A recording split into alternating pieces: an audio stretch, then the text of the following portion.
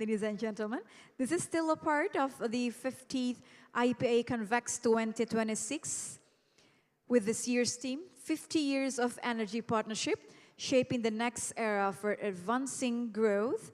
I'm still going to be your host for the next concurrent session, as we are going to talk about AI in upstream, the end-to-end journey from experimentation to value. So, I think we are ready. Are we ready to go next to the next concurrent session?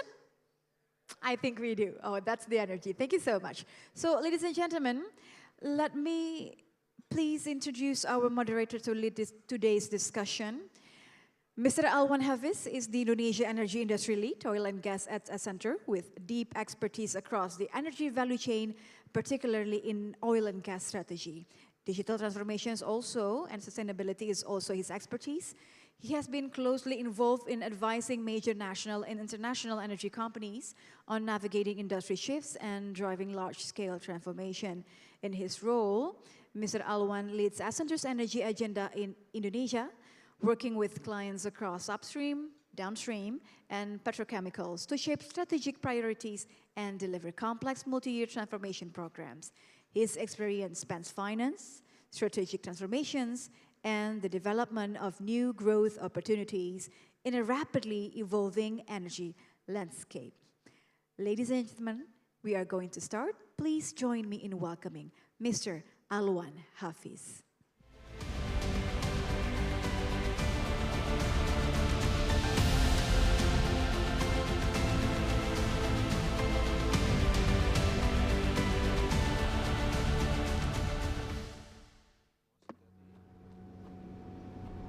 Ideas. They are everywhere. It takes a visionary to see what they could become. At Accenture, strategy is where everything begins. We shape the system, technology and operations, moving in perfect rhythm, turning complexity into clarity. When it comes to data, we see what others overlook. Every source, every signal, processed, decoded, and made meaningful at a scale most never imagined. And finally, we weave in creativity until beauty finds its form. When strategy, operations, AI and data, and creativity are woven together into one, we don't just transform businesses, we reinvent them.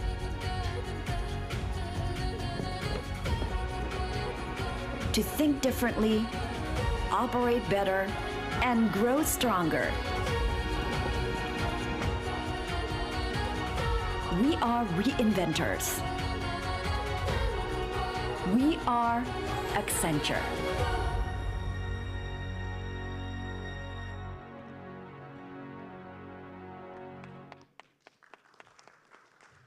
Thank you. Now, if you haven't noticed this video, it was entirely made using AI. No camera, no drones flying over Sumba. It's entirely created by AI with few human producers, right? And that helps the creation of video, who typically created in 1 month. Now we create it in 2 weeks. Imagine that philosophy brought by this technology. And that is the real questions for us, for this industry, what AI can bring to this industry, especially with all the barrels sitting beneath our subsea. And that is the question that we are trying to unlock in today's conversation. Now, why that is relevant for this conversation, it's because you probably have seen this in multiple conversations these past 3 days, or if you've been in the oil and gas forum for the past few months, Everyone keeps saying we have an untapped values. We have a lot of under-leveraged reserve that hasn't been explored. And it's a paradox because if you speak with an upstream players, my in-laws work in upstream, and he always said, our production peak at 90s, right? We are declining at the moment. But actually, there's a lot of untapped resources that is still not explored. So if you check in ESDM website at this moment, they declared that at the moment Indonesia has 70 unexplored basins. What does it mean? There's a lot of reserve, potential oil reserve and gas that hasn't been checked by us, hasn't been commercialized. But there's a lot of investment needed because these 70 untapped resources are sitting at deep water. And that is the consistent theme that keep resonate in the forum because deep water lies a lot of complexities. A lot of complexities mean a lot of investments. But there's also a lot of risks, right? So the question is, do we have enough technology to unlock these untapped values? But we are racing with time, right? So SKK Migas set this target, President Prabowo set this target. By 2030, we need to bring 1 million barrel per day production, or 12 billion cubic for gas equivalent. It's a lot of gap with our current condition at the moment, with 600,000 production per day for oil. Now, with that velocity, with that expectation to achieve this by 2030, we need to act fast. And that is actually where we need to realize the reality as well, right? The reality before we go to the solution is there are somewhat few challenges that we need to address. These current mature fields are declining. The aging assets are everywhere. And if we want to untap new explorations, it's highly complexity. So how we can address this reality, it's where AI plays, right? I'm not going to explain what AI means to you. You probably already use GPT at the moment, right? But for our industry in upstream, that velocity means we can reduce the risk of failure. So imagine if we go to the explorations of these untapped basins, we can narrow down that risk of failure using AI. We can actually identify the asset that needs a maintenance weeks before we know that it's going to broke. And there's a lot of optimization that we can do using AI. So there's a lot of potential, there's a lot of opportunity that we can unlock with these tools, but the question is how we can scale this. And I guess everyone will say, we started AI, right? We have spoken with a lot of enterprises and say, we are deeply invested with AI, but it's actually in experimentations. It's pilots, right? But to reap those values, we need to be able to scale AI. And that is the question that we are trying to address as well in today's session. Now, how to address that? We would like to hear at first hand how the global supermajors, our clients, doing globally in addressing this AI adoptions. And to address that question, I would like to invite our Senior Managing Director from Accenture, who's looking after our energy industry, Remash, to share with us what exactly going on in the global. Hi, Remash.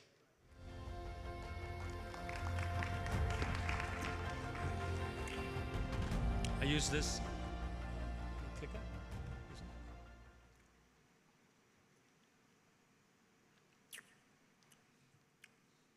In 1973, the Duri field in Riau produced its first barrel. 53 years later, it is still producing. Through Caltex, through Chevron, and now through Pertamina Hulu Rokan. 3 operators, 1 field. That field has seen every technology in this industry has ever invented. Steam flood, 4D seismic, smart wells, digital oil field, predictive maintenance. Every one of these technologies was introduced as the answer. Every one of them is still in production today. And the recovery factor in the Duristan is still, depending on who you ask, somewhere between 40 and 60%, which actually is quite impressive when you think about it, as heavy viscous crude on average is about 20 to 30. However, it means that somewhere between that 40 and 60, there's also a similar amount that will never be produced. It will stay in the ground forever. That is the price. That is what AI in upstream is actually about. Not productivity, not dashboards, the barrels we are leaving behind. And ladies and gentlemen, that's the uncomfortable truth. The one I want to spend the next couple of minutes is the truth that most of us are not on the path to recover them.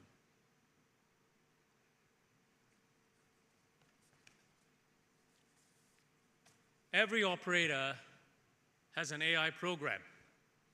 The IOCs operating in Indonesia each have several. The service companies in the exhibition hall outside are showcasing more of them to you this week. And yet, if I asked each of you, honestly, what is the dollar value AI delivered to your barrel last year, most of us could not answer that question. This is not a failure of the technology. The technology works. We will see that proof in a moment. It's a failure of how we have chosen to engage with the technology. We have treated AI as something to experiment with, to pilot, to prove. And experimentation, by definition, does not produce value. It produces learning. These are two different things.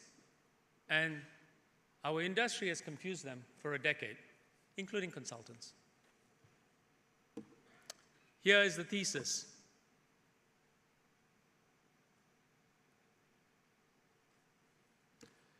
Value in AI does not come from depth in one corner of the business. It does not come from the world's best seismic AI model, sitting next to a manual drilling plan, sitting next to a spreadsheet-driven production allocation. Value comes from scale across the value chain, subsurface to wellhead to cargo. Why? Because the upstream value chain is one continuous decision. The exploration decision constrains the well you drill. The well constrains the production you lift. The production constrains the cargo you sell. If AI makes one of those decisions 10% better, but the others stay the same, the gain dissipates through the chain. You feel busy, but you do not feel richer. The operators who are actually generating value did not pick a use case. They picked a value chain and instrumented all of it. That is the difference between a pilot portfolio and a scaled enterprise.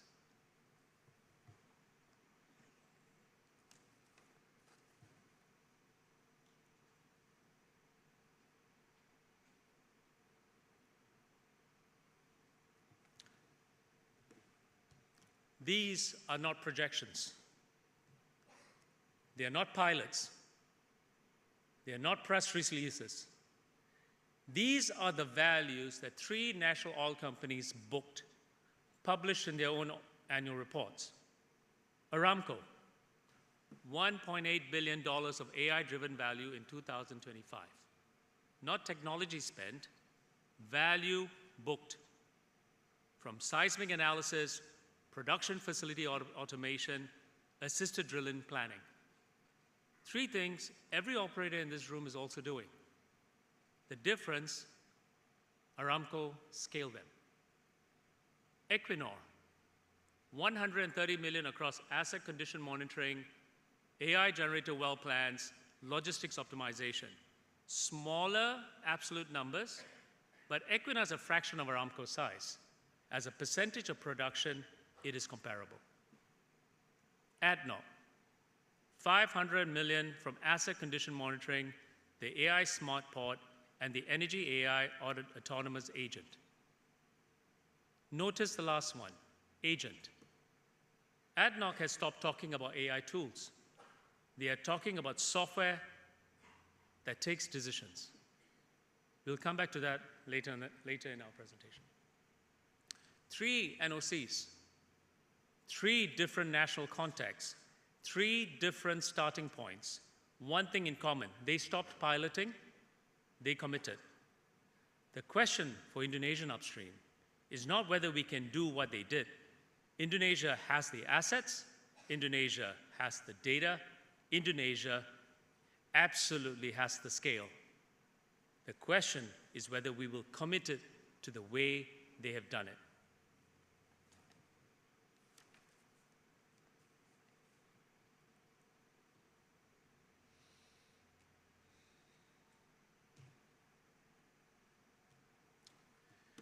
This is Accenture's research from last year.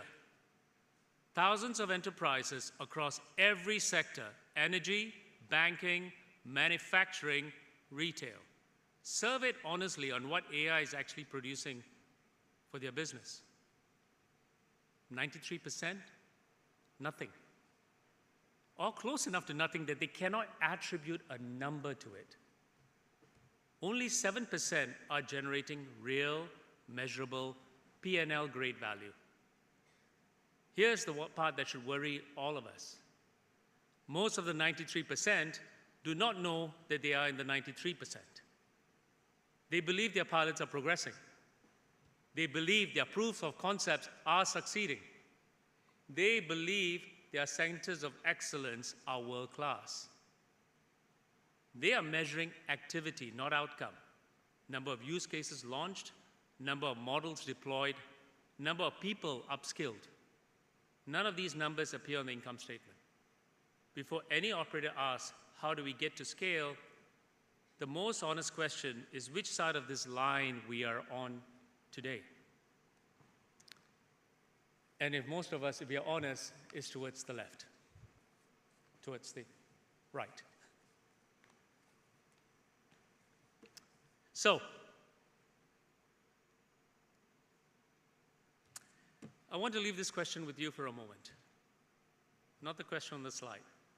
The harder one underneath this.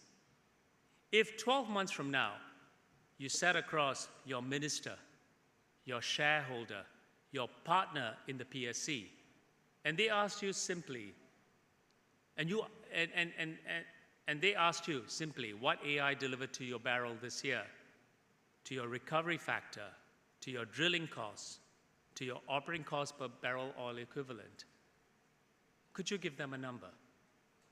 A real number, one you would defend, one that came from the field.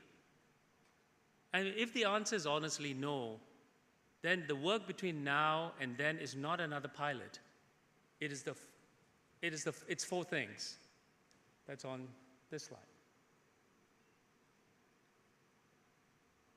Sorry.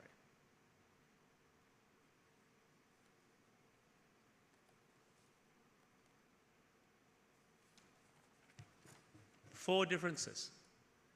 None on this slide is about technology. Clear focus. The 7% do not run a portfolio of 40 use cases. They pick one value chain, drilling or production or trading, and they go deep, end to end. Every decision in that chain instrumented with AI. The 93% run a buffet, the 7% run a kitchen. Right success metrics. The 7% measure dollars, barrels, days, not model accuracy, not user adoption, not number of dashboards. The metrics on the screen are metrics on the income statement. Govern AI like a capital program. This is the one I would love this room to hear most about clearly. We do not run our drilling capex through a center of excellence. We do not approve a platform investment by show of hands on an innovation committee.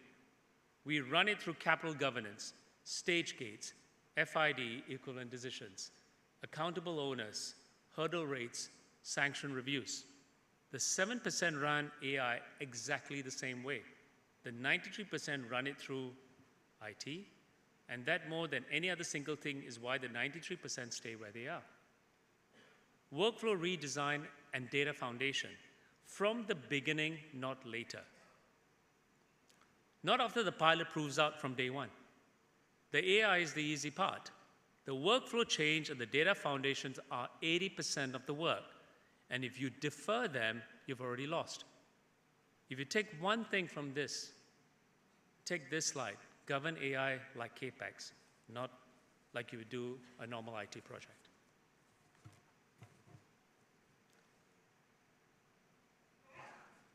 And this is what happens when you do.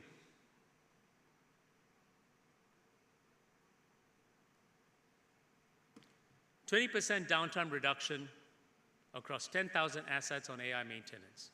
For an upstream operator, downtime is deferred production.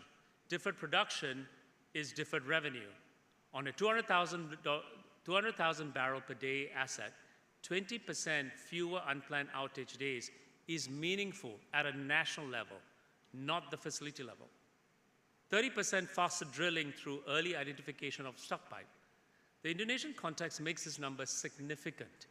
High angle wells, depleted reservoirs, narrow mud wade windows. Stuck pipe is not just expensive, it is dangerous. Catching it hours earlier changes the economics of the well. 20% recovery uplift through AI optimized wells. This is the number we need to hear the loudest. For Indonesia, where the average recovery factor on mature fields sits in the 30 to 40% range, 20% uplift is not a productivity gain. It is a reserves number. Every percentage point of recovery factor on the legacy assets, Rohan, Mahakam, Tepu, is hundreds of millions of barrels of natural reserves. 22% faster well design with AI-assisted planning. Faster well design means more wells per rig year. More wells per rig year means faster monetization. Faster monetization means PSC economics actually work in the current price environment. These are not marketing numbers. These are operator reported incomes from 7% who crossed over. They are available to all of us who's prepared to commit.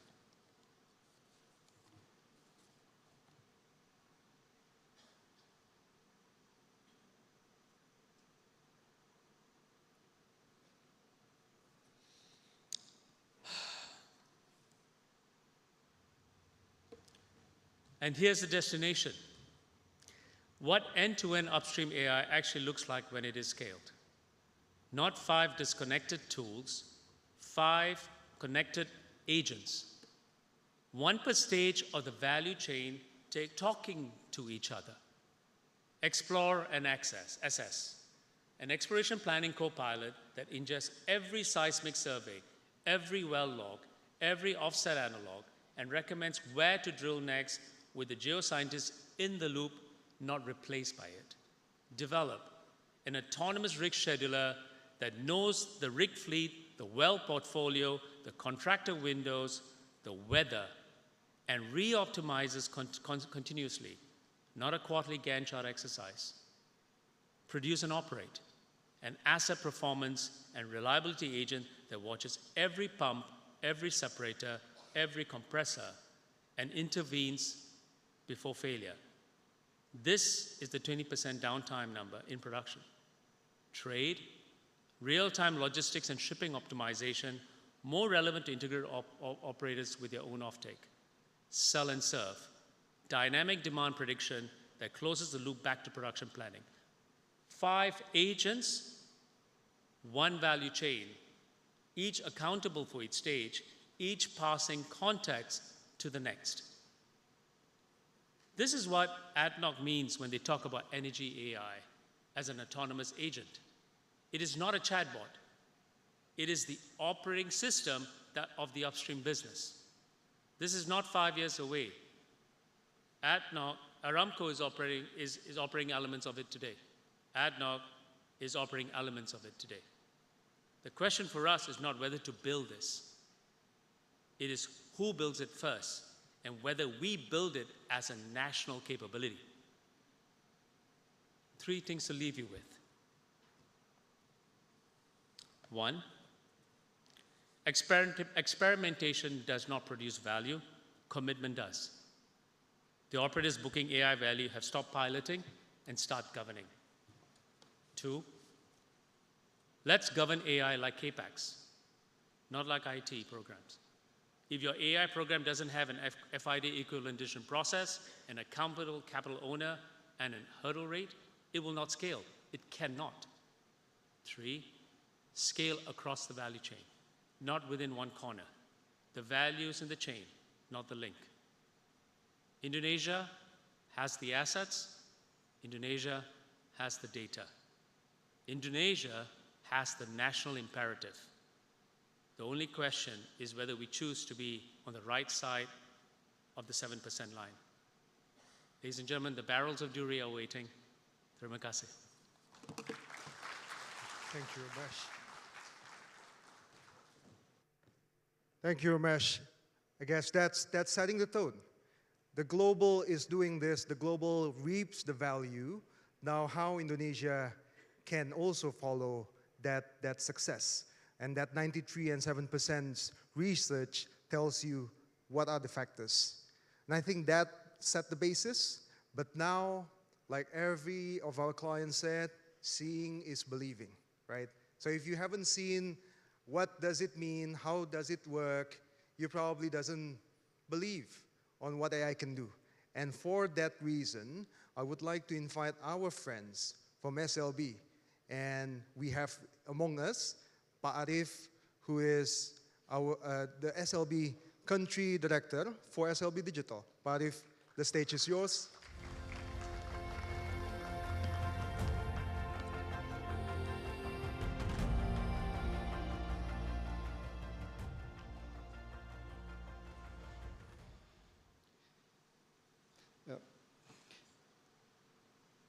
Let me ask one question. No, I have more. Ask you something here. Do you see the number next to SLB logo? Yeah, that 100. I want to clarify, that is not my age. I'm not that old. Not yet.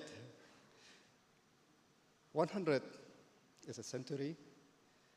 SLB has asking question for 100 years. The question that the world did not know yet how to answer at that time. 100 years of looking for what is hidden under the ground, under the data, and under the surface of what is possible. Why it is important today in 2026? Because we are once again standing at one of those moments. AI is changing how we live, how we think, and how we work in every industry, including ours. And AI is doing exactly what two Schlumberger brothers set out to do 100 years ago, helping us to see what we couldn't see before. The tools have changed, the missions has not. I have another question. Where do you think the modern oil and gas industry truly began? The answer may surprise you.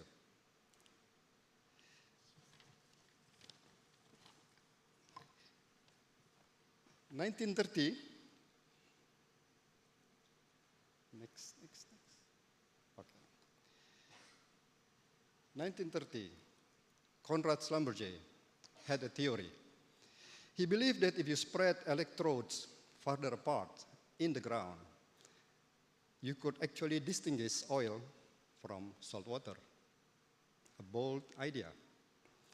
But theory is only a theory until someone proves it. So what did Conrad do? He found someone else to test it. he wrote to a field engineer working in northern Sumatra.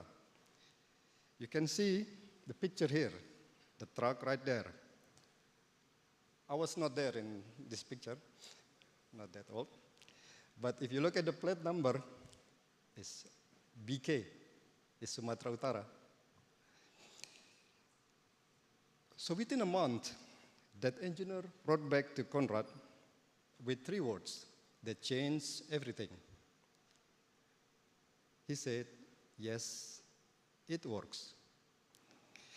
That moment on Indonesian soil is when well logging stopped just finding rocks and started finding oil. Indonesia is where the breakthrough was born. And from that day, every decade, the question shifted.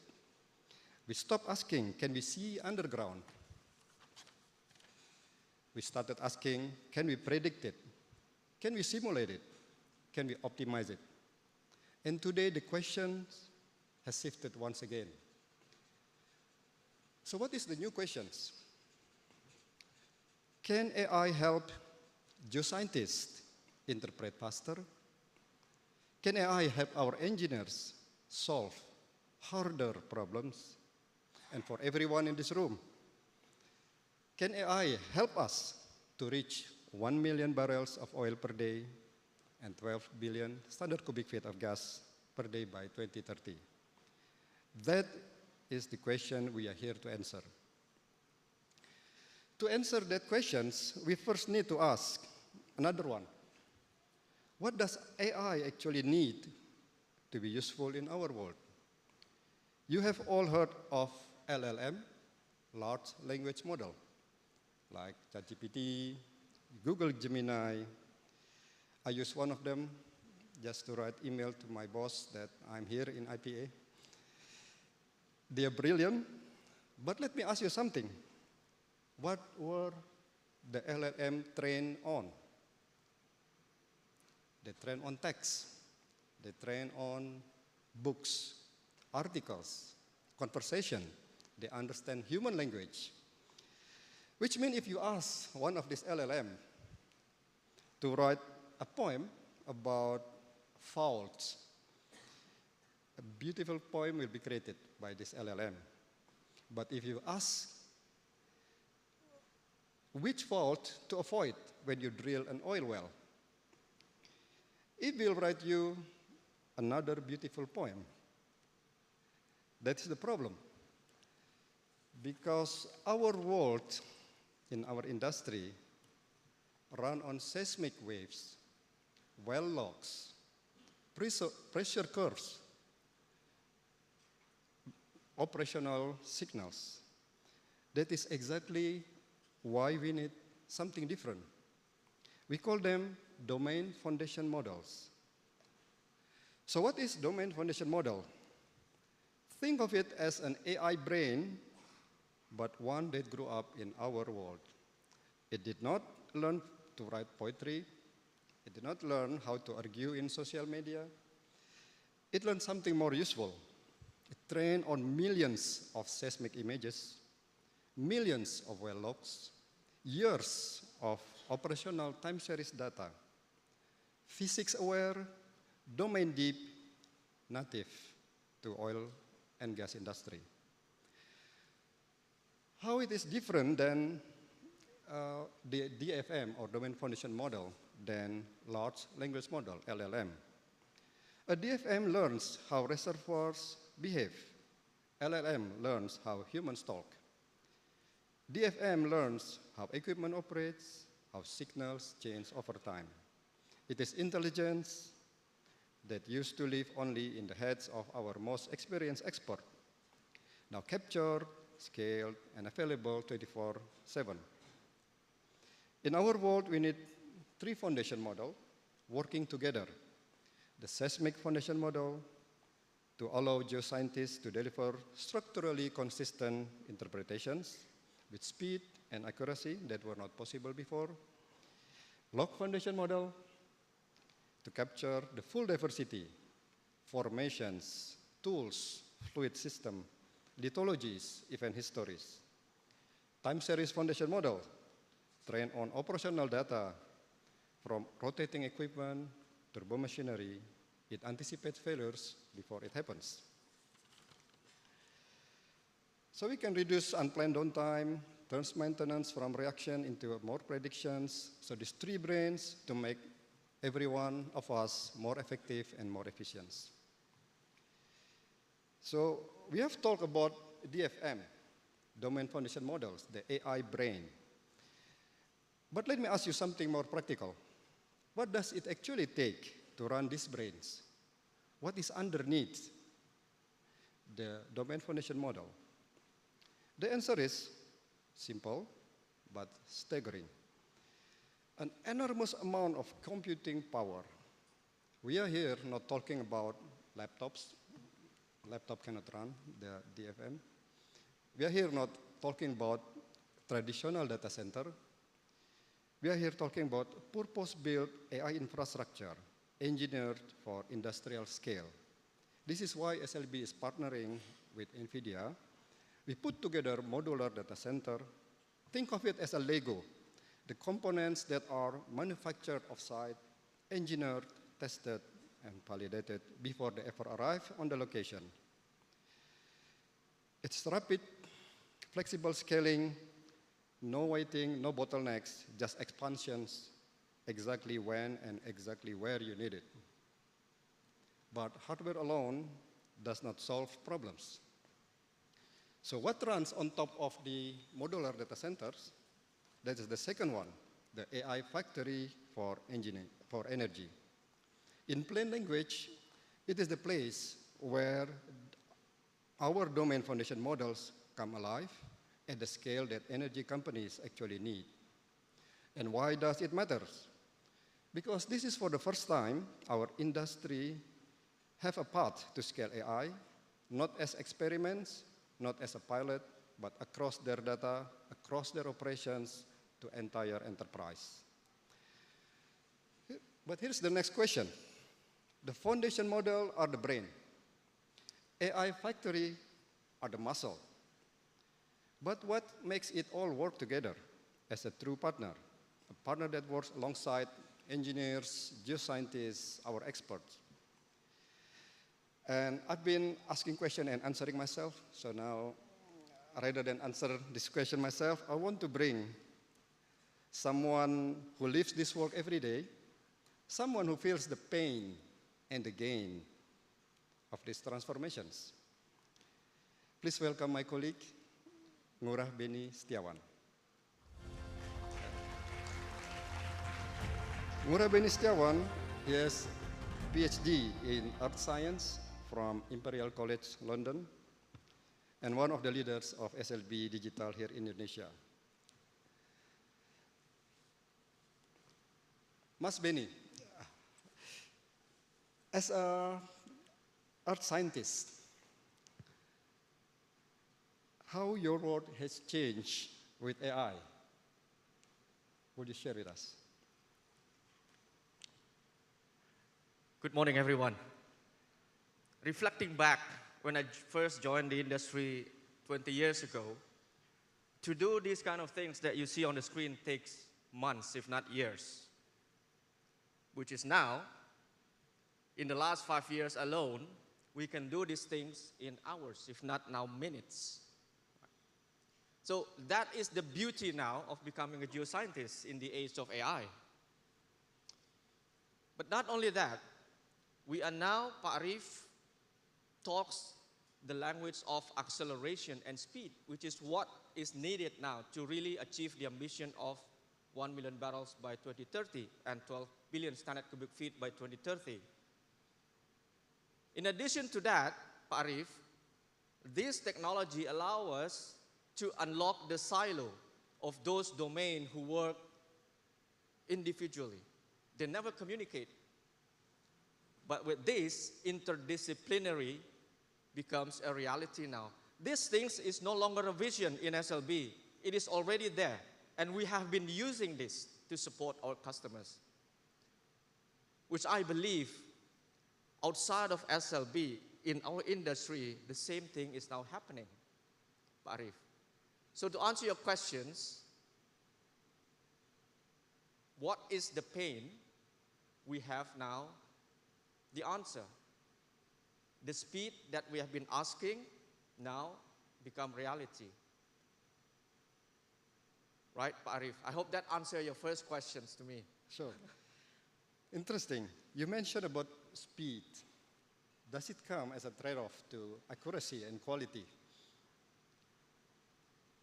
Everyone wants accurate. But sometimes when you have to deal with speed, accuracy becomes a trade-off. But I assure you, because we are talking about these models is built on top of what Pak Arief mentioned as the domain foundation model. What does it mean? We have contextualized the language of geoscientists like me into the AI. So when you type faults, it really falls in the sense of geology, nothing else.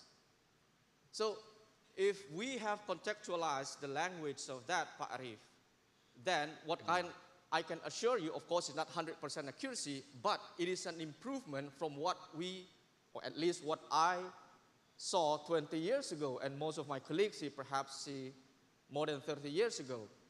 So accuracy is not a trade-off. Look at that.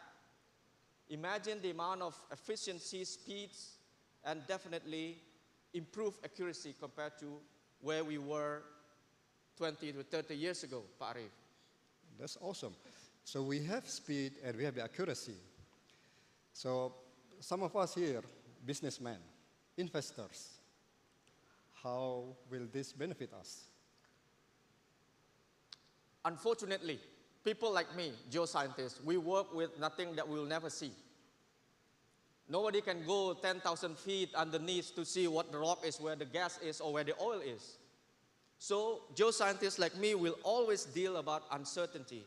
At least, Pak Arief, to help businessmen like you to make decisions, we, with this technology, now can help you to move from the space of unknown unknowns to the space of known unknowns. What does it mean? At least, Pak Arief, I can tell you what measurement do you need to take to reduce the uncertainty. Will it be like 100% certainty? Definitely not. But we are talking about the shift from where we were before this technology exists. Right. Okay. So we've heard throughout these IPA events the ambition for Indonesia to reach 1 million barrels oil per day, 12 billion scf per day of gas. What do you think? How this can contribute to that achievement? On the screen, you see how the technology can help people like me, my colleagues, to generate multiple scenarios within days, if not weeks. Previously, to do this takes months. I think Pak Alwan mentioned about the 70 undrilled basins, right, remain unexplored. We have about 52 trillion cubic feet remain underground. About 4 billion barrels of oil remains underground. That is the question not for me, but to all of us, right? So for Indonesia, potential is there, but don't forget one thing. The history of the upstream oil and gas industry in Indonesia is only about 100 years. With this AI, imagine the amount of insights that you can get from those data sitting now at MDR, for example, the seismic data that has been acquired in the past 100 of years. Consume, get insight, process, interpret using the technology. So I think that is the potential for our beloved country, Pak Arief. Awesome. Mas Benny, last questions. If AI really can do what you do better, can I just replace you? This is a 1 million barrel of my career. Can I do a quick check? How many of you are geoscientists? Clap your hand, please. Geoscientists, clap your hand, please.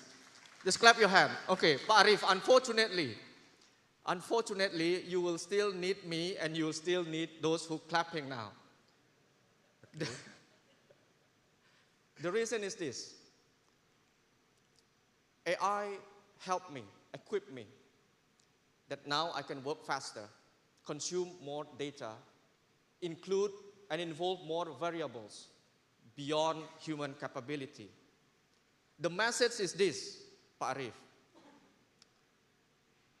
The fluid flow will still be governed by what we call the Darcy law.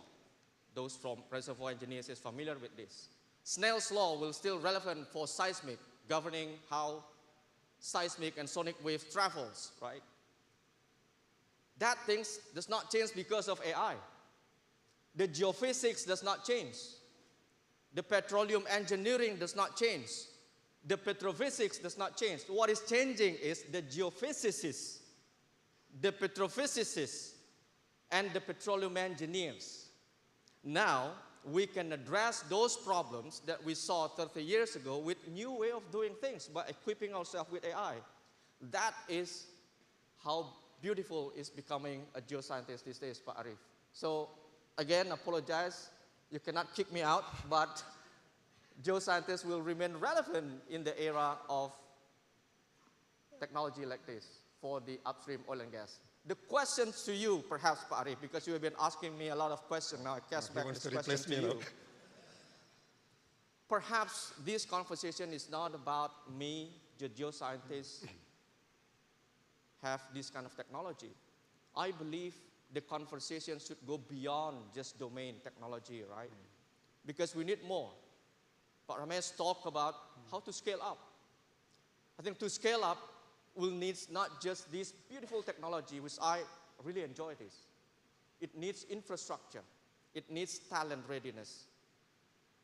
Or perhaps regulatory framework that support the adoption of this technology to bring this technology back home to Indonesia, Pak Arief.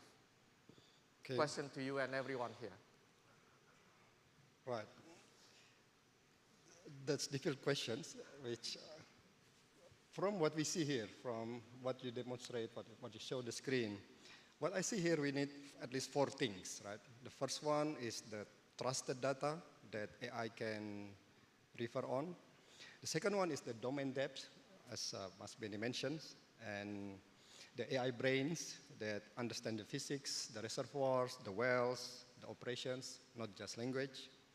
The third is what we see here, the 2D, 3D, 4D visualizations of subsurface and surface data that give us, turn information into insights, and insights into decisions, and then later on action, and then outcomes. The fourth is, as Mas Benny said, that we are here building AI not to replace us. We are here building AI to augment operations.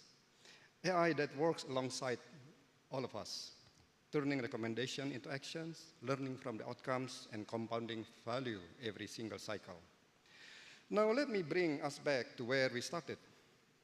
Indonesia is the place where the breakthrough and subsurface characterization was born. We can deliver the next wave of breakthrough. Today, the question is bigger, the stakes are higher. The answer is still just like what the engineers wrote back to Konrad Schlumberger 95 years ago. Yes, it works. Yes, Indonesia can do. Yes, AI can help to deliver. Yes, together we can do this. Thank you very much. Back to you, Mas. Thank you, Pak Arief. Mas Benny, I think now people are already believe not only the technology can help us get that velocity to achieve the target for Indonesia, but also believe that everyone is not going to be replaced, right? But the key question coming from Mas Benny just now is, it's going to shape the new ways of working, right?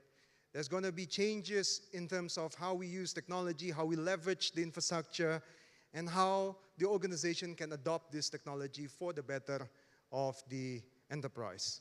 And for that reason, I would like to invite our next speaker, Pak Budiono, the Managing Director of Accenture for Data and AI, because we have a lot of conversation with enterprise about this topic, and I ask specifically to Pak Budiono, can you share with us on that specifically to everyone today? Sure, thank you, Alwan. Yeah. Thanks, Alwan, and thanks everyone for having me. So, yeah, my name is Ono. I've been in Accenture for 18 years, 18 tahun. And from the last 1 year, there are so many questions to me comes. Don't expect me to talk about the upstream and growth science like Pak Benny. Yeah? So I'm a different background, but I'm more on how the data AI can be applicable for your organization. So for the past 1 year, there are many organizations actually having a discussion with me. How can I scale this into my organization? How I can make sure my workforce knows how to get the best from the AI. I always start with the, how do you see AI within your organization, right?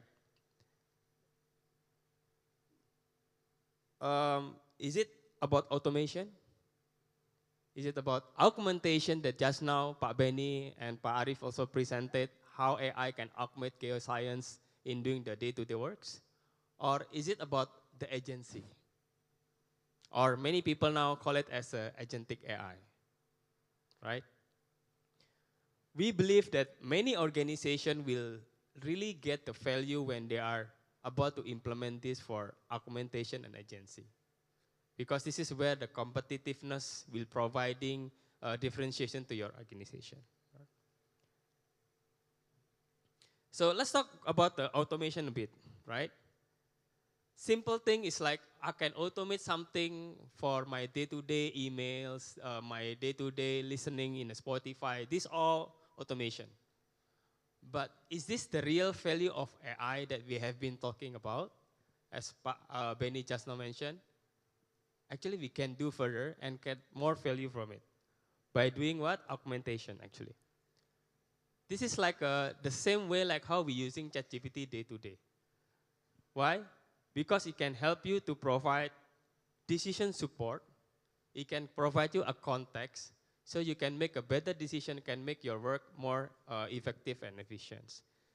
In Accenture now, we actually have been doing this in our day-to-day works already.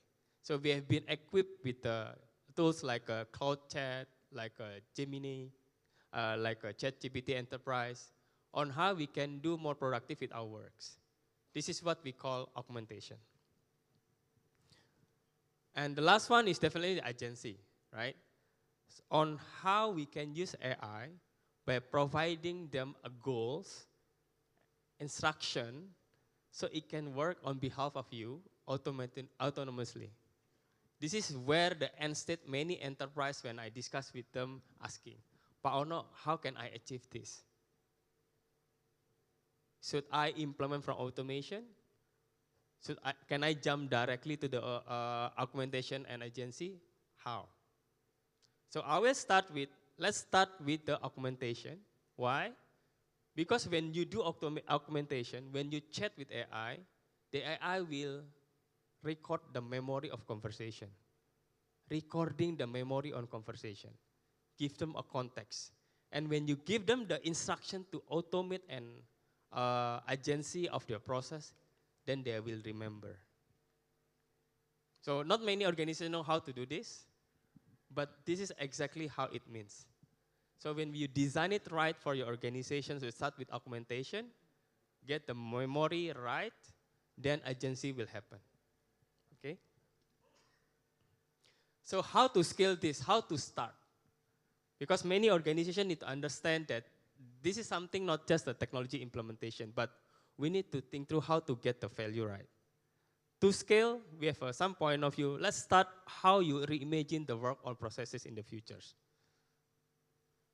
So if the process now A, B, and C, it doesn't mean that AI just automate the B.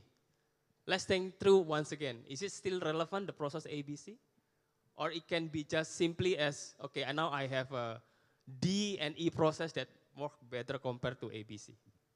This is what we call as a reimagine the works. Second is reshape the peoples. As I mentioned by Pak Benny, just now and Pak Arief, right? Is the geoscientist still relevant? Is the engineer now still relevant in the market, in the organization? Or many other roles are still relevant in the organization? Many of the people currently in the organization, they are worried. We are here as organization leaders, need to aware that our employees are worried. So we need to educate them and train them and make them feel relevant. Otherwise, they will left behind. You guys demonstrating, oh, I have AI use cases, I can do this. but your workforce need to be aligned with it. So they can move together with you and your organization get the best value of the AI. That's how we call as a reshape people. The last one is the designing the workbench. Just now there's some demonstration, right? On how geoscience can use the tools. Now let's take another example. Then how is your procurement team will use the tools? Is it the same tools or different tools? Is it the same experience or different experience? Is it the same security or different security? Workbench is the way how you rethink to the entire things on how your workforce will communicate with AI. Like in Accenture today, we are being governed on how we use our AI tools and what we can do and what we cannot do. This is part of reimagining and designing your workbench. So when I'm talking about reinvention of the process, so many clients also asking me, right?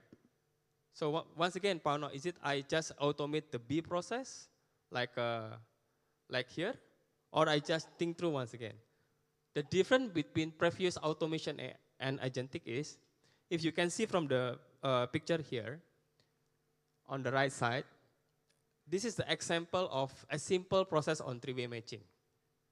So every time supplier submit invoice, you need to check whether the invoice is matched with the purchase order, whether it's also a match with the good receive, three things. Today, there are manual process. Okay, I can automate this with RPA because RPA will detect my the invoices, the contract, and etc. That's the automation. But what if I defining an agent, I ask the agent, I want you to do three things. I give you a goals. I just want to make sure that you learn three things from historical of PO, the historical of invoice, the contract document, learn from it, and give me as a human insight, what should I do? I should approve it immediately or I should consider something. That's a different thing. And this is what we call as reinventing the process itself, not just automate.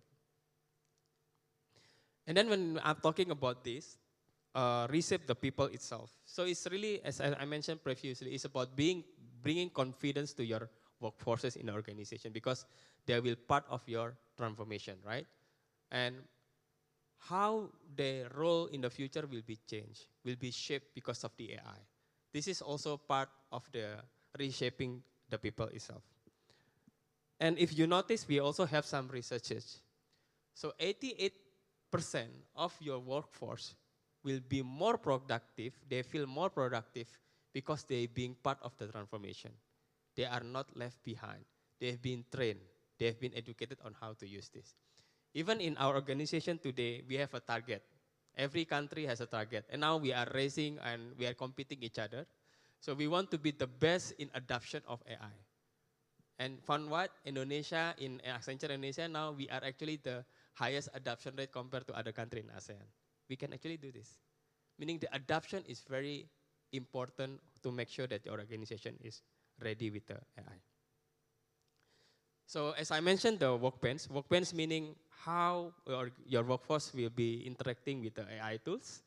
And I always recommend to start with the augmentation, right? How is the augmentation looks like? Something like this, where many employees actually using tools like AI tools, communicating with AI, and slowly, yeah, this is all just dummy data, yeah? And slowly, the AI will learn and collecting all the memory and context. So later on, you can ask AI and give the instruction, okay, now for this particular process, I want to automate. That's it. This is the memory that's being recorded and automated. And we have a point of view and we believe in the near future, in the 2 or 3 years, all workforce will just use tools like this to communicate with many different systems and enterprises processes. I can ask PO, I can ask about the invoices, I can ask about data geoscientists, everything into one. That's what we call as redefining the workbench. To achieve this, then you need to reinvent the process, make sure your organization is ready, and make sure how you have a structure on how they can access this kind of tools. Okay?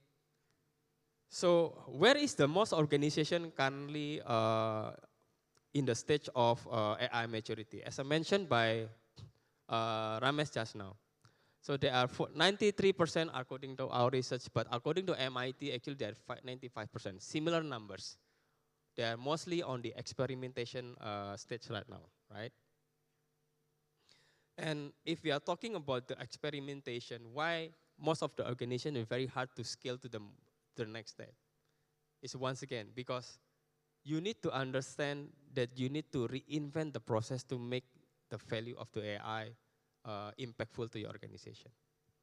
And then starting from there, then you can honestly starting to understand that landing the first win will be very important to get the right use case to demonstrate the end-to-end process that has been reinvented with the AI. Then you can spread that works to other use cases, and for sure then eventually you can report what it means and impact to the P&L overall. So there's one use case where we actually work with Repsol on how we can help them reinventing the list of the processes. It become an initiative. There are 650 plus initiative where it's actually reinventing the process. And this is actually involving 25K employee to be embarked in terms of the reinventing the workforce itself. So once again, we are not just building the AI itself for the sake of AI, but value is the most important one. And in order to achieve that, process and make sure reshaping your workforce itself. So that's pretty much that I can mention. So once again, thank you very much for having me. Yeah, I hand over to Alwan. Thank you, Ono. I think it's very clear now that without the organization support, AI cannot fly, right? And I think we already know how the steps, but you just heard from consultants, from technology providers. I guess it's not related to you guys. So I'm inviting one of the industry practitioners, Pak Sigit Pratopo, who is also a good friend of us from Pertamina, who is currently leading the digital hub for Pertamina Persero. Pak Sigit, please come to the stage with us. Thank you. Yeah, thank you. Pak Sigit, thank you. Thank you so much for joining us today. And I guess everyone here in the room share about jargons, things that quite high level, right? And we wanted to ground it with what happened on the ground, right? And I think you are the right person to share with us because you are leading the digital division of the biggest operator in Indonesia, right? And I think we wanted to hear a bit more from you on that journey. Can you tell with us? I will tell you that story about it. But first of all, I'd like to ask this question to you. Okay. Remember the 90% and 7%.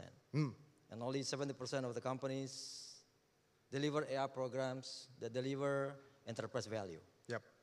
If I said Pertamina is part of the 7%, do you believe that? We are actually part of that journey as well, right? So, so we're working together with you to make sure Pertamina is part of the 7%, right? So we are with you. We're with you to make sure. Thank you. I like the confidence. I like your answer there. So I like to basically tell you the stories of our journey to position Pertamina, position us into the 7% that we deliver value through AI. And that's and I'd like to start this story of journey with only first of all saying that before Pertamina was also part of the 93%. We with the hype of experimentation AI, and then the value creation was not captured, sporadic initiatives. And people just roll around happy to have an AI program. But then the value was not there. So that was 3 years ago. We changed the direction.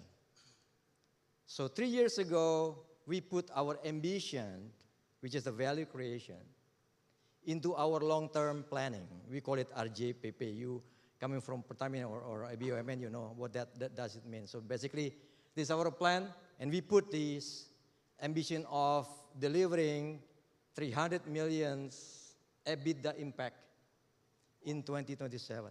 Wow. That was actually our vision. And then, and how to do that? We mentioned in our long-term plan, we will be able to deliver those 300 million EBITDA impacts through what we call digital factory. And that's really the thing. I saw some presentation before about AI factory. We are actually talking the same approach. So the digital factory is actually the end-to-end approach from the pain point identification, developing the MVP, implement, operationalize the MVP, and scale. And that scale up is basically the target, the objective to be able to deliver or capture the value. I'm going to go back to the digital factory.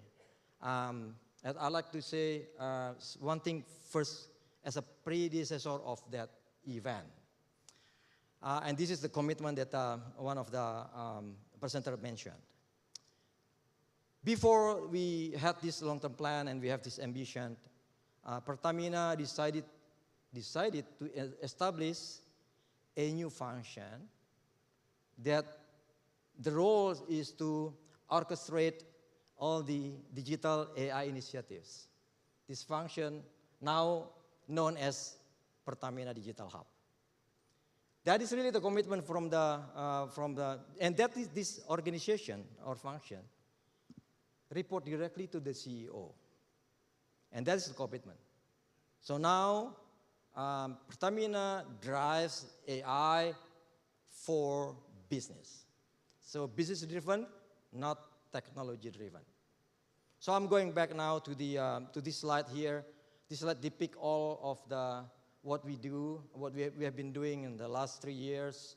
The digital factory is really the approach. You can see there from A, B, C, D to G, from the digital initiative, from the pain point, deep dive the pain point, understand what the business pains are, and then do the conceptualization, whether or not we are going to use AI or machine learning or other technology. It's part of the conceptualization. Then once we agree on the concept with the business, and then we deliver the solution, the AI solution, the digital solution, analytics solution through the squad. And then the squad tasked to deliver the MVP. And then this MVP taken back by the business for implementation. And once it proves that it works, that's how we scale. And that's how we start realizing the value creation. And you can see the below left there is our journey. It's really approved. In 2024, we deliver more than 35 million US dollar. And then we push our goal up because we have a 300 million US dollar ambition, EBITDA impact. 2025, we increase our target delivering value creation at 50 million US dollar. And guess what? We deliver more than that, close to 80 million US dollar. And this year, we targeted to deliver double of it, actually triple, 150 million US dollar. And this year, we're starting implementing KPI, key performance indicator for the business to be able to deliver the value creation. And that is actually our journey now. And now that we know that in terms of capabilities, we built, and it's part of the Ono just mentioned about the shaping the workforce, and we did that one also, as you can see on the right one, and to be able to see where we will go, because Pertamina is not only upstream, but we are actually managing the whole value chain, upstream, midstream, downstream, plus the low carbon business. So those all included. So what we did as our strategy to deliver the ambitions is map those out into one portfolio map. And I can tell you, and this is for the upstream, we have deployed a machine learning AI tools. We call it AI program. We call it Chance X, where it's proven already to increase the success ratio of our exploration in one of our basin up to 10%. And more, we are now developing the backlog for the upstream, including the drilling, for drilling, production optimization, reservoir management, and others. I think those kind of still, the story. Sigit, I think you are mentioning all the factors that Remash point out as 7% successful companies. So you are heading towards there, you are there. So congratulations, probably a round of applause for Sigit on bringing that leadership to Pertamina. Thank you. And I think all leadership story, and I think this is one key question to close this, is what is the key challenges? Because every journey, definitely there's a challenge to achieve that success. What is your version of that? Yeah, okay. Key challenge number one, Pertamina was or not a technology company. When we started, we didn't have let's say, data scientist, data analyst. We do have data engineer coming from enterprise IT or IT. UI, UX, we do have that one. But that's number one, we don't have the talent that we have to build that one. The second, which is very important, is on the data. So data quality, data is out there, and we have our jargon, actually, we started with data is energy. And we transformed that data into value creation, right? But then that's data still, until now, still the issue. And number three is the commitment. So that's why I mentioned about now we have to drive AI. So business to drive AI. And what's to drive is the value creation. I think that's it. Thank you so much, Sigit. I think that's the relevant for everyone here who are also the leaders of enterprise to follow your footstep on making sure the enterprise is becoming an AI-adopted company. Thank you, Sigit, for joining us. Thank you. We will see you. My pleasure. Thank you. Again after this. Thank you. So I think we covered a lot story from the beginning until the end. We've seen how the super majors using AI, how they get the benefits of AI, how the real case of AI being used in subsurface, and then how an organization needs to adopt AI in the right manner. And we closed it with Sigit, with his true story on how to adopt AI in Indonesia enterprise. But we have one more mystery guest, and that's a guest who is not appearing in the poster, and he will share with us the closing statement on how Indonesia is responding, this market responding to that challenge. And I would like to invite Your Excellencies, Pariki Rahmat Firdaus from SKK Vigas, to join us on stage and share your thoughts about the session.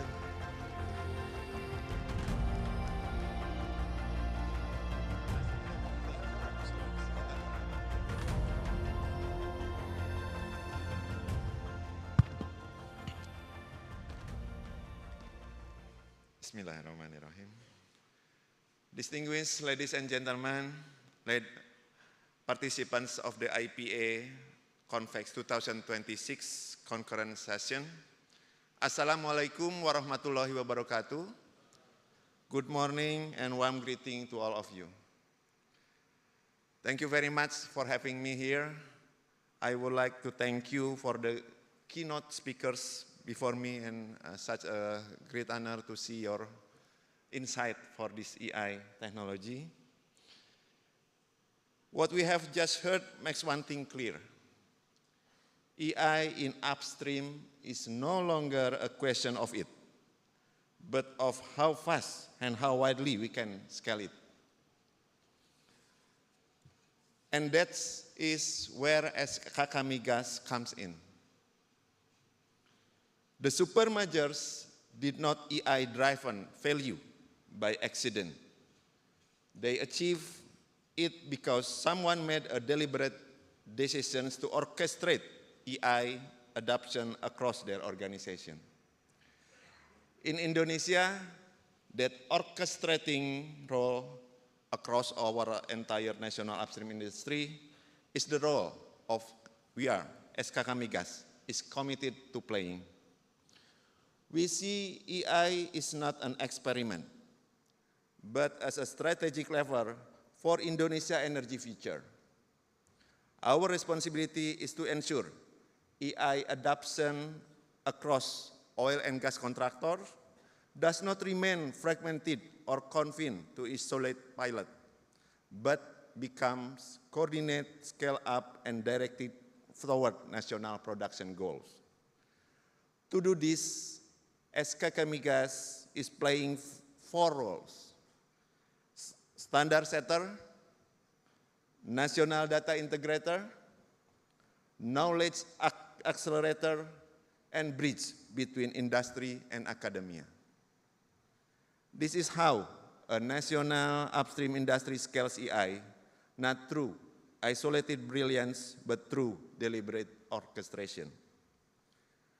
Scaling AI requires a platform, one that surveys ideas, validates them against real operational challenges, and turns them into solutions the whole industry can adopt. That platform is what SK Kamigas has been deliberate building since 2023. The IOC Digital Hackathon, Artificial Intelligence, and Machine Learning Upstream Oil and Gas Indonesia. It is far more than a competition. It is SK Kamigas mechanism to take AI in our upstream industry from experimentation and from value to nationwide scale. The hackathon runs across 2 tracks, an oil and gas contractor track with surface and subsurface categories, and a university track for students, lecturers, and researchers, bringing industry and academia together to the same challenges.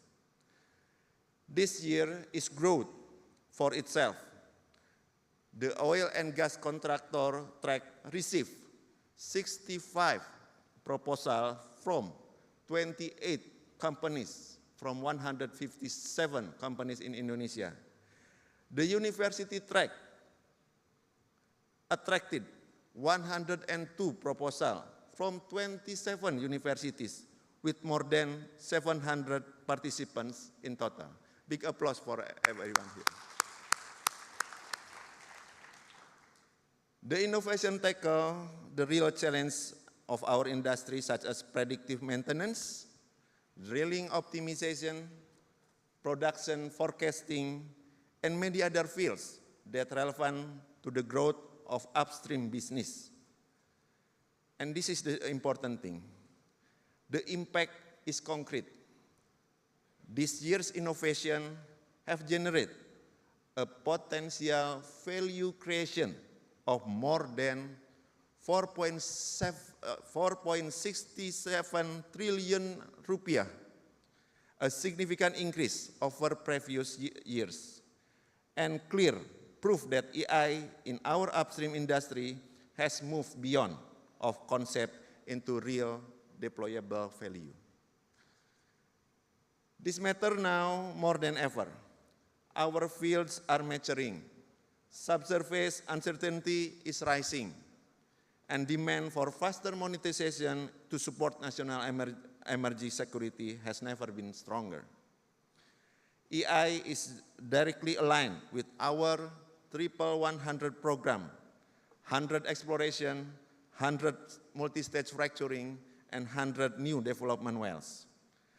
Achieving these targets requires not just resources, but the ability to turn data into insight, insight into decision, and decision into production. My appreciation to all oil and gas contractors, practitioners, academics, mentors, and judges who have made this possible. My hope is that the IOC Digital Hackathon 2026 will not stop at not being just a competition, but continue as a platform whose solutions reach real operation and scale across our national industry.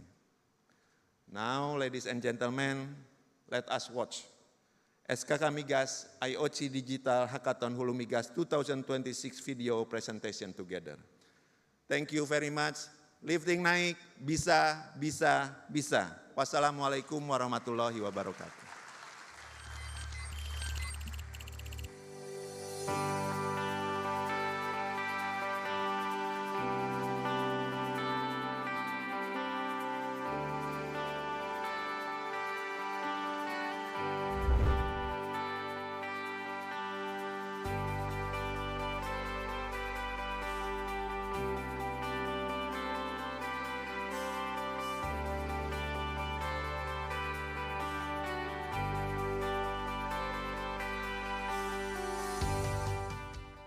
Selamat datang di acara IoT Digital Hackathon Artificial Intelligence and Machine Learning Data Analytics Hulu 2026 IoT Digital Hackathon 2026. Salah satu capaian yang sangat menggembirakan pada tahun ini adalah potensi value creation yang mencapai lebih dari 4,67 triliun rupiah dan menunjukkan bahwa implementasi AI dan ML mampu memberikan dampak nyata terhadap efisiensi operasi, peningkatan produksi, pengurangan downtime, dan keberlanjutan operasi industri hulu migas. Jadi sekarang itu cara belajar bisa cepat, lebih cepat. Harapan kita tentunya cara belajar tentang AI itu bisa lebih cepat dan bisa jadi ilmu yang homogenes, yang sama. Tidak hanya dikuasai oleh beberapa perguruan tinggi, tetapi perguruan tinggi level apapun itu bisa menguasai, tidak hanya migas, ya, tapi juga AI. Jadi kombinasi hal tersebut. Ini menjadi sinyal positif bahwa inovasi berbasis AI memiliki peluang besar untuk diimplementasikan secara nyata dalam mendukung pengelolaan wilayah kerja dan pengembangan lapangan yang lebih optimal. Pertanyaannya, apakah bangsa ini sudah siap untuk itu atau sudah menuju ke sana atau belum? Makanya dimulailah SKK Migas memulai dengan perlombaan hackathon ini. Begitu. Ya, mudah-mudahan ke depan pencarian minyak, kemudian pemanfaatan minyak dan penyaluran minyak dari eksplorasi, production sampai lifting itu bisa dituangkan dalam bentuk teknologi AI ini.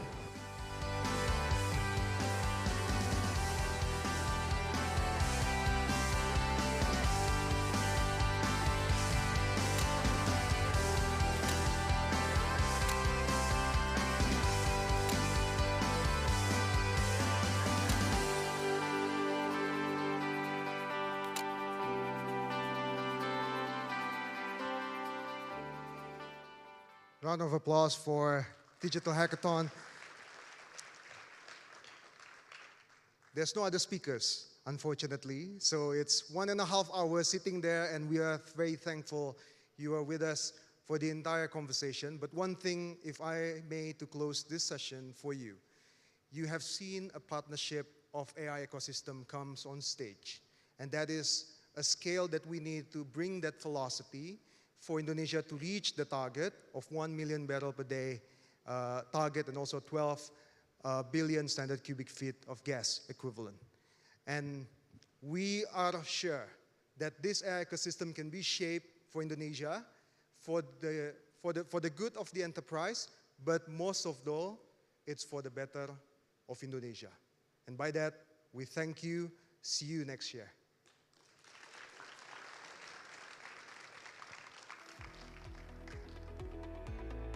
Thank you so much. I would like to Alwan to stay at the center of the stage. I would like to give the appreciation.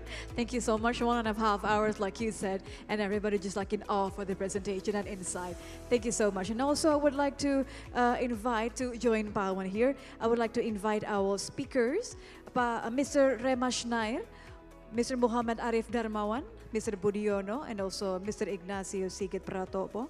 Saya mohon kesediaannya Bapak-Bapak untuk bergabung dengan moderator kita pada sesi kengkaran ini untuk nanti kita akan foto bersama, tapi sebelumnya I would like to show our token of appreciation for moderator and speakers.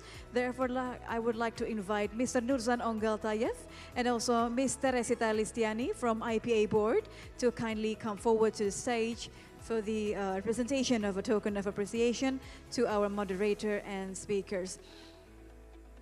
Thank you so much. What an insightful thing. I think this is the different side of how we can actually utilize AI, not only to ask ChatGPT how's the weather and everything, but I think it's to make things even more easy and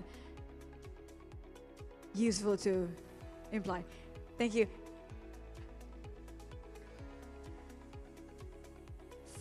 Saya mohon kesediaannya Ibu Teresita untuk memberikan token of appreciation, memento kepada pembicara kita pada hari ini.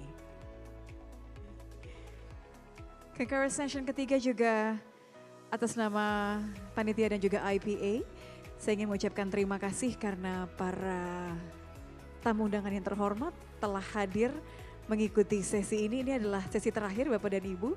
3 hari sudah kita bersama-sama, sama-sama mendapatkan begitu banyak ilmu. Tadi mungkin juga sudah ada beberapa curhatan-curhatan begitu ya terkait dengan apa yang terjadi di sektor industri, tapi satu intinya demi Indonesia.